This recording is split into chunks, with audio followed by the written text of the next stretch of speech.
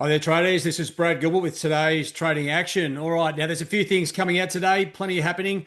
I'll explain to you what's happened on sterling and where the best trades are. Now, inflation rate in Switzerland, definitely worth a look. Doesn't usually change much, so if it does, it's a big deal. ECB meeting accounts, right? They're in between central bank meetings where they sort of discuss things. We'll find out what they're talking about. But the key number, I forgot to mention earlier in the week, is the US non-farm payrolls, right? You've got July 4 holiday in the US. So the non-farms come a day early. And it's going to be quite interesting because there is a little bit happening on the major currency pairs. But before I get into that, let's just have a look at the signals.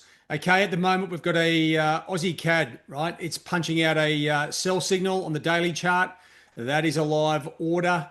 And the signals this week, probably not as active as last week, but still producing steady income, right? Now, non-farm payrolls, all right? If you come into the economic calendar, and this calendar is live, right? So you're going to be able to see the numbers. You've got the first thing off the rack is the Swiss CPI. I was going to say employment numbers. That's worth, as I said, worth a look. You scroll down here, if I can just get the pen going. And then you come into the non-farm payrolls. This is really the main action that we're looking at now. The non-farm payrolls is the key number. Forecast is 110, 50 to 160, right? That's your range. Now, on the back of that, obviously the unemployment rate. So there's two components you need to be aware of. Now, the market reacts on the non-farm payrolls, and then they manage the positions on the unemployment rate. It's like a 1-2. They come out at the same time, but that's how the bankers do it. So unemployment rate 4.2 to 4.4, right? So what do we need to get something happening here on the non-farm payrolls? Well, let's just have a look at the majors, right? And we've seen a bit of a flush out. And this usually happens as we lead into the non-farms, right? The dollar just sort of drifting sideways, or the euro, etc., through these trend lines. Now, a lot of this little bit of dollar strength is largely down to sterling, right? They had these massive reform plans around welfare, right? And if you read into it, if you've got access to some of the news services, and it was going to cost them a huge amount of cash, or they were going to save money with the welfare changes. Now, those welfare changes have been pushed back. It's now going to cost them more money, and there was a big rout on the bonds, right? Now, the bond prices are up right now, which means the yields are down, but it was the other way around during the European session, right? So and what that means, just for the layman that doesn't understand bonds, the higher the interest rate yield here, the more money the UK government's got to pay back, right? And that, you know what, could cripple the sort of financial system in the UK. And that's why sterling is getting creamed, right? It's a bit of a clean out just on that. Now, does that mean we're going to be looking to sell sterling on rallies from here?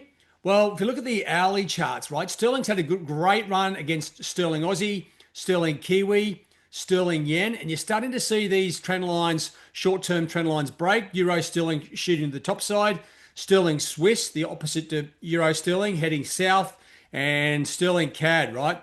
So sterling against the commodity currencies, Aussie, Kiwi, and CAD, really sort of getting hammered, right? Have a look at your long-term charts because this may give us the answer. Does this move continue? I think it's a little bit of a storm in a teacup, but let's see how that story unfolds as we get going. Now, Aussie CAD, if I just give you a look at that, it is sort of breaking down on the hourlies, and it's below the bull bear pivot line on the dailies, and we've got a bit of a oversold situation here on the daily charts. That's why I like Aussie CAD to the downside just at the moment, right? And that's where we are. So there's lots going on. There's, as I said, you've got the non-farm payrolls coming out. Just keep an eye on the live trade signals, right? Because when the non-farm payrolls come out, this is the key. You've got all the major currency pairs. Whoops. Let me just redraw that little box. Okay, the majors have very clear direction. Aussie bullish, Euro bullish. You can see sterling obviously is not in the game. Dollar yen bearish, Kiwi bullish, and dollar Swiss bearish. Now, all we need is the non-farm payrolls to go with the direction here, and we are in play. So what do we need? We need weaker US non-farm payrolls to really make an easy trade for us. That's the easiest trade. Now, of course, there's going to be a trade on the other side of it. But weaker numbers, that's what we're looking for. So non-farm payrolls down towards 50 or below 50 is our preferred outcome. And the unemployment rate, well, we need that a little bit higher, up towards 4.4 or 4.5, right? That gives us a weaker dollar, lines up with the current trends in the market, and that's where the cash is. All right. So outside of that, you know what? If that's too complicated for you, just come back to the live signals, see what lines up, and that's what you want to be looking for. And here, this is what I'm talking about. We've got Aussie CAD. It is in the sell zone, and it's got a bearish direction. That's all you need at this point, right? Nothing else is lining up. So stick to what the signals are telling us, and that's where the cash is. All right, guys, have a good one. All the best. Cheerio.